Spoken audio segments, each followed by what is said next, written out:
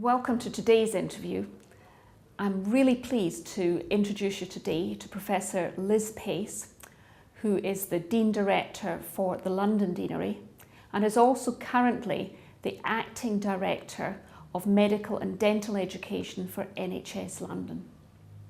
Lis, delighted to see you here today. I always start by asking, why did you become a doctor?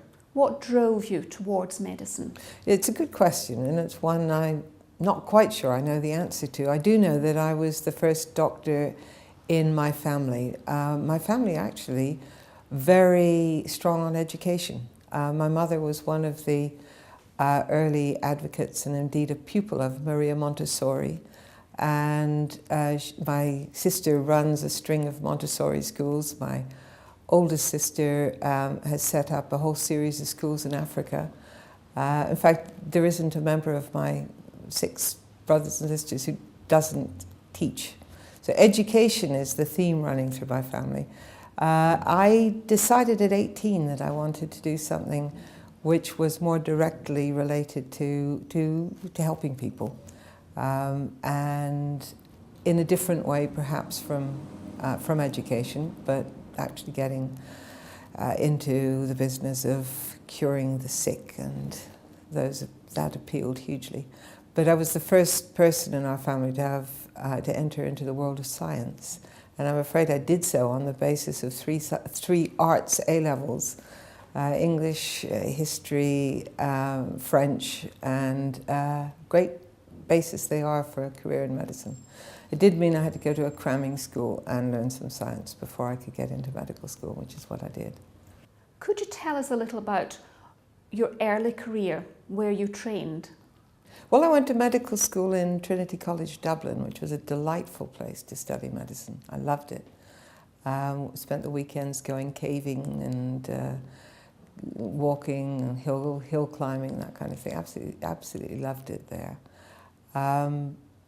But then I married an Englishman, and he lived in London, and we didn't really like the idea of being so far apart for the remaining 2 years of my medical education. So I managed to transfer to Westminster, and that's where I finished my medical training. You had your family then at quite an early age. How did you manage to balance the career with the family? So I'd had a very busy year as a medical registrar, and then started the family, and I realised it just wasn't going to be possible to carry on, 1 in 2 rota, everything that goes with that, and look after my child. So I was fortunate enough to be in the Oxford region at the time in Stoke Mandeville.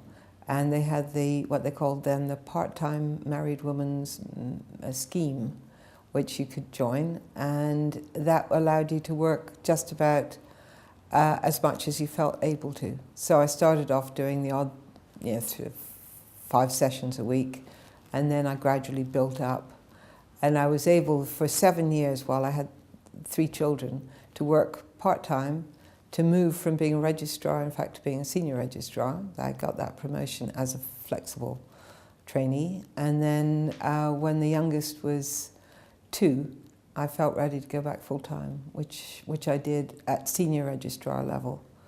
I thought I probably wouldn't get a consultant job from working part-time, so it was very carefully worked out that I'd go back full-time before seeking consultant jobs. And did you feel that you managed to regain the momentum in your career at that point? Well, if you think about it, I was appointed a consultant at the age of 36, which was pretty well the average at the time for making that transition. So I think what happened, you have to give something up. And what I gave up was research. Which would normally have been part of my medical training, postgraduate training. So while I got through the clinical training, I think reasonably swiftly, by dint of making the most of every possible opportunity while I was working, and doing all my reading and studying for exams and that kind of thing. I hadn't published much. I'd only published 3 papers, and I had done very little in the way of research activity at the time I became appointed a consultant. What I've done since then, rather. And so that's where I slowed up. That's what slowed me down. You have to give up something. As a consultant, the thing I didn't do, as a consultant rheumatologist, I never did any private practice. Just one thing too many. I think a lot of women make that choice. And I didn't, as a consultant rheumatologist, ever do much in the way of research. So any interest I've had in publishing papers and stuff has mostly been since going into the field of education. Have you had to face much resistance to the changes that you wanted to bring about?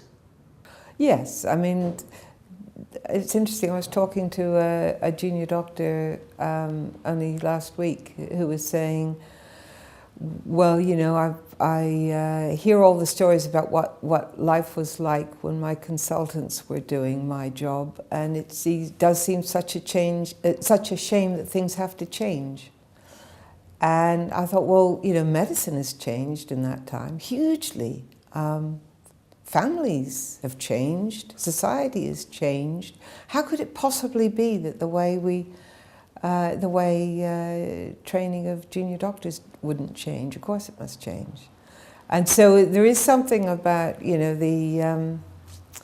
there is something about looking back on a golden age when the mess was full of conviviality, and you know, people were there to support each other. And I remember those evenings doing a 1 and 2. You were on with half the hospital, and it was great fun. And the pizzas would come round, and if you had a problem, there was half the hospital there ready to help you, and it was nice, but it wasn't wonderful for our marriage. My poor husband was living with my sister and brother-in-law for the year while I was doing that, because if I wasn't working, I was sleeping.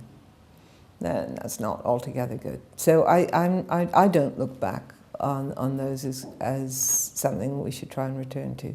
I think it's much healthier for people to have a life outside medicine, and it's much better for people to be able to, you know, raise a family in a proper way, meaning with good time to have with your children.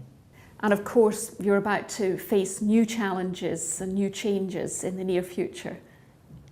Yes, absolutely. I retire at the end of April, a step down from this job. I hope I don't retire totally, because that wouldn't be what I want. But I do think I've done this long enough. I'm delighted to be able to hand over to an excellent successor in Dr. Fiona Moss.